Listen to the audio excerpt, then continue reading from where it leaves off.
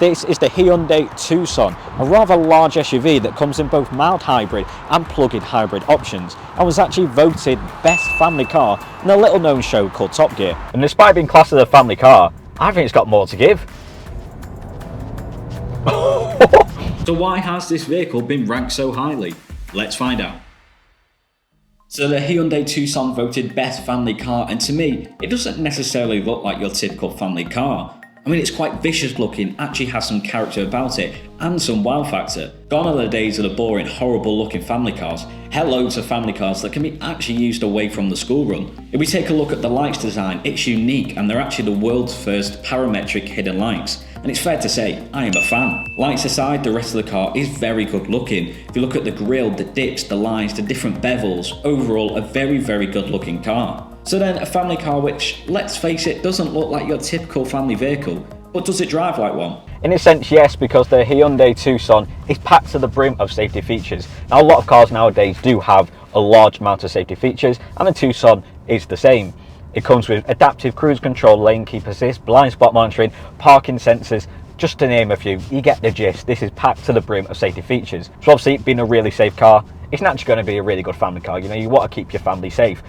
Tucson will do that perfectly for you. Oh, despite being named a family SUV, put it in sport mode, you get a completely different driving experience. I mean, whoa, the car just transforms. You know, it changes from this really comfy large SUV to something that's really fun to drive. With a maximum 0 to 60 time 8.6 seconds, top speed around about 120 miles per hour, and 350 newton meters of torque, which is actually up there with some of the best EVs on the market.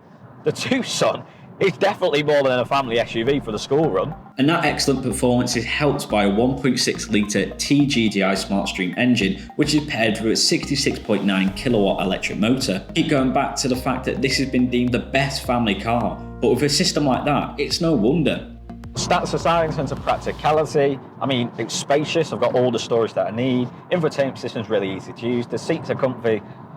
You know what, I can see why this was voted best family car. It's a very nice car to drive. But if you want to use the Tucson sort of on a long trip, whether it be a family road trip, holiday, the adaptive cruise control and lane keep assist just make it so much easier. I mean, the car in a way drives itself. I mean, you do have to keep your hands on the steering wheel, and if you take them off, the car will notify you. But adaptive cruise control is very easy to use. So there's actually a button on the right of the steering wheel which has a car and a symbol. Press that and you can actually change the speed you want to go at using the toggles. If you then, underneath that, there's a button that has a steering wheel with 2 lanes. Put that on, and the car will keep you in the centre of the lanes. Really handy system. So, in a way, if you're on a long road trip, the car will drive itself, and that stress, you know, on the long journey, is somewhat taken care of.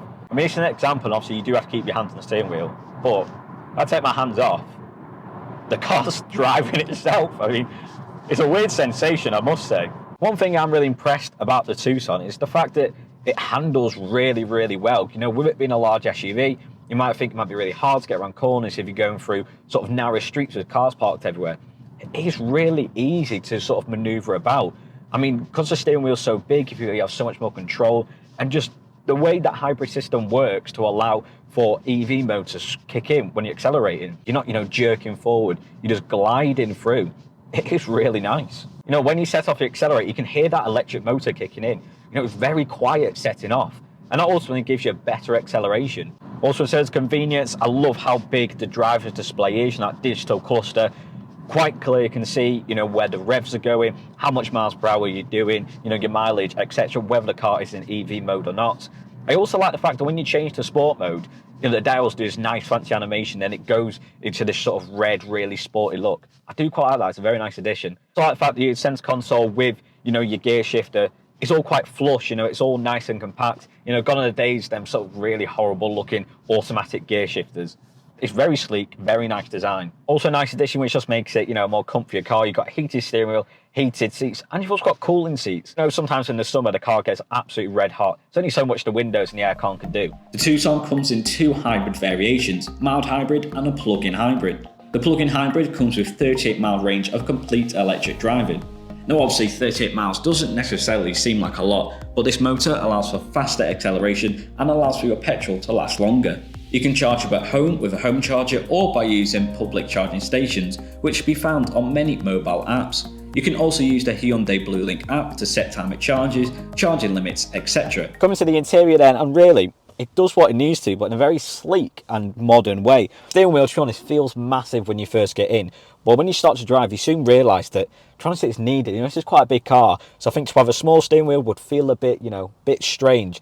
So to have a big steering wheel is good and also makes manoeuvring around corners so much easier because of it. Your digital driving display, very clear, does what it needs to. And I also like the fact that when you change to sport mode, it has a nice little animation and goes red. I do like that. Your infotainment system then, and although it's 10.25 inch, there's been a hair cold.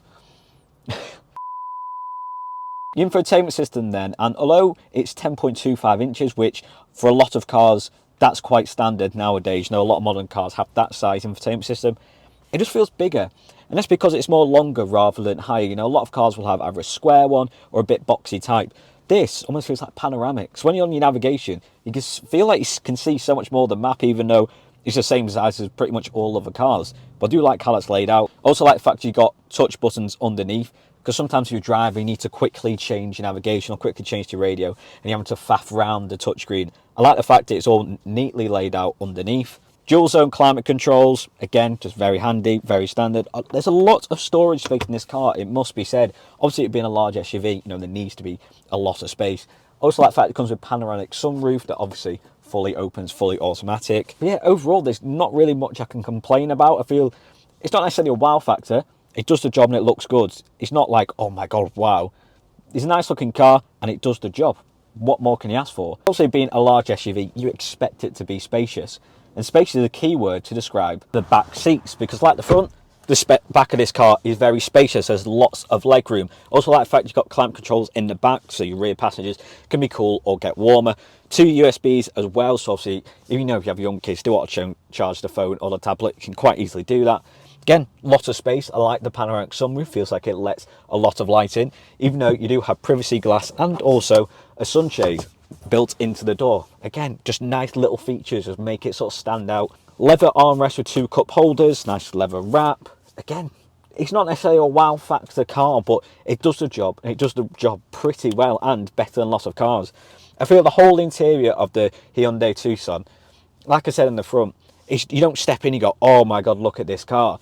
You get in, you think, this is nice, this is spacious, this is comfy, it's very practical, and feels a bit more premium than other SUVs in its category. So I think that's why it stood out and got family SUV. You know, overall, the Tucson, it's spacious, it's comfy, has that premium feel. It's everything you want in the car, just slightly turned up a notch. You know, it's not in the higher echelons of the motor industry. I think a lot of people agree that. But it's a very good car for its category and, quite rightly, best ranking in its category. Tucson also comes with 558 litre boot capacity. So then, the Hyundai Tucson, a much loved and award-winning family SUV. That to me is much more than that.